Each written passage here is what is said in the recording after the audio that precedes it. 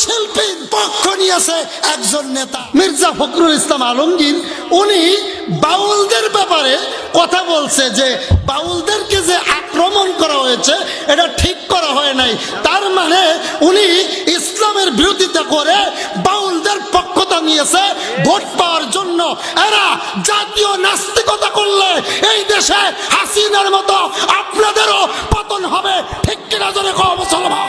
এই বাউল হলো ফাউল, যিনি আল্লাহকে নিয়ে কটূক্তি করেছে। আমার আব্বাও যদি আল্লাহকে নিয়ে কটূক্তি করে আমি আমার আব্বার বিরুদ্ধে ওয়াজ করতে হবে। বাউল শিল্পী আল্লাহরে কটূক্তি করছে যে আল্লাহ একবার অমক নূর কয়, আবার খকল্লাহু নূরি বিভিন্ন কথা বলে। এরা তো বলতে পারে না, এমনি বলছে আর কি।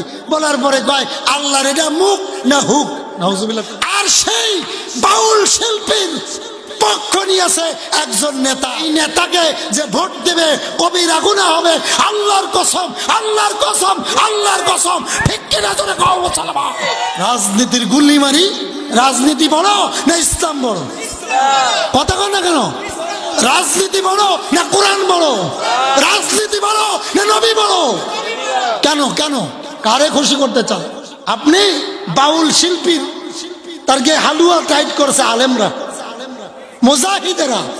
আপনি বাউলের পক্ষ নিয়ে বিচার দাবি করেন, কারে খুশি করতে চান? নাস্তিকদেরকে।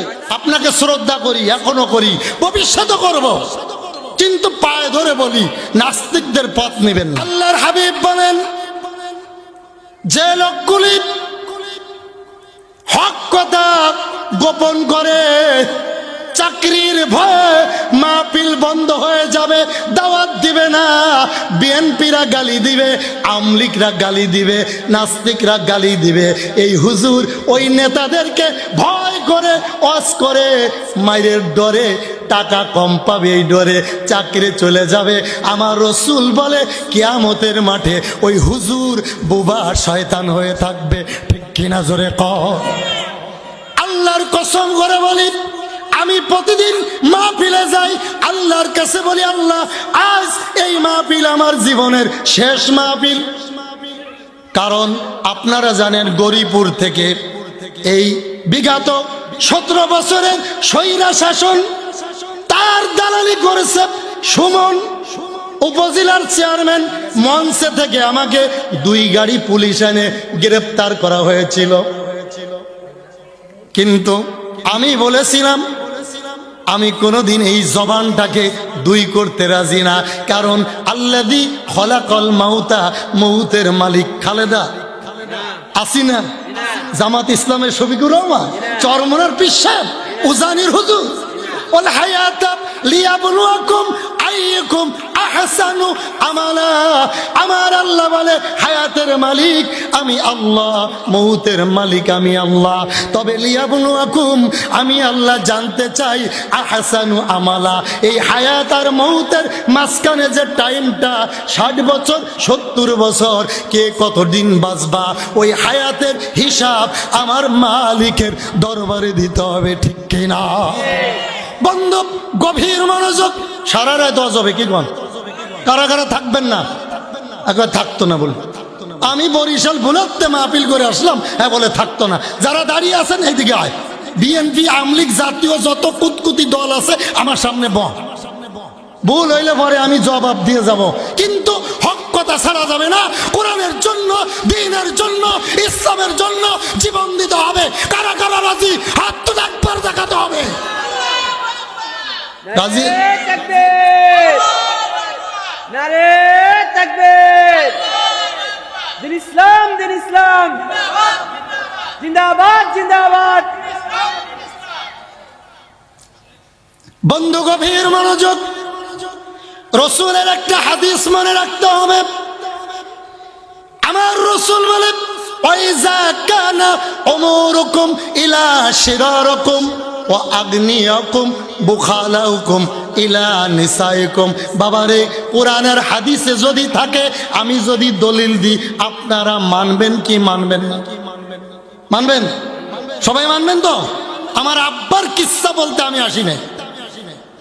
বন্ধু আমার নবীজি বলেন এমন একটি জামানা তোমাদের মাঝে আসবে নেতৃত্বের জন্য, ভোট পাওয়ার জন্য মানুষ ঈমান বিক্রি করে দিবে। ঠিক কিনা জোরে কর? জামাত ইসলামের একজন পূজারে আর রোজারে এক বলেছে আমি তারে ধুলাই দিস। কথা কন না কেন? বন্ধু গভীর মনোযোগ। আমার আব্বাও যদি বলে ইসলামের বিরুদ্ধে, আমার আব্বার বিরুদ্ধে আমার ওয়াজ। কথা কন না কেন? কথা কন না কেন? বন্ধু গভীর মনোযোগ। নিশ্চয় আমি একটা দল পছন্দ করি, আমার দলের বড় নেতাও যদি অপরাধ করে, এইটা যদি মাইকে না বলি খাতিল করে, আমিও জাতীয় মুনাফিক। ঠিক কিনা জোরে কর? নবীজি আমার বলেন এমন একটি জামানা তোমাদের মাঝে আসবে, মূর্খ লোক, অশিক্ষিত লোক, লুচ্চা, বদমায়েশ, আগা জিনাখোর, মুরগি চোর সমাজের নেতা হবে। কথা কয় না? কথা কয় না? এমন একটা জামানা। আমি কিন্তু উজানির ছাত্র, কথা ভালো করে বুঝবেন। আবার আলিয়াও পড়ছি, আলিয়ার থেকে কামিল, উজানির থেকে দাওরা। আমি দুনো তরিকায় পড়ছি। কথা কন না কেন বন্ধু? এই জন্য গভীর মনোযোগ দিতে হবে। নবীজি আমার বলেন, হে উম্মাত, কিয়ামতের জন্য অপেক্ষা করো। এমন একটা দিন তোমাদের সামনে হাজির হবে, যেদিন দেখবা লুচ্চা, বদমাশ, মুরগি চোর, অশিক্ষিত সমাজের বিচার করবে। মনে করবা কিয়ামত আর বেশি দিন দূরে নাই। কথা কনারা? কিয়ামত নিকটে চলে আসবে। আজ আপনাদের সমাজে উঠান বৈঠকের বিচার করে মসজিদের ইমাম না সুদখোর? সব থেকে বড় লম্পট।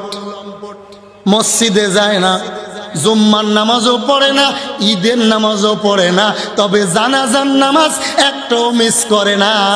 জানাজার নামাজে যাইয়া নেতৃত্বর বক্তৃতা দেওয়া যায়। ঠিক কিনা বন্ধুরা? গভীর মনোযোগ। আমার নবীজি বলে 2 নম্বরে এমন একটি জামানা আসবে, পুরুষের নেতৃত্ব বিলীন হয়ে যাবে। মাছ বাজারে, দুধ বাজারে, কাপড় বাজারে পুরুষেরা ঢুকতে পারবে না। মাছ বাজারে, দুধ বাজারও মহিলা বেশি পাওয়া যাবে। জোরে বলেন ঠিক কিনা?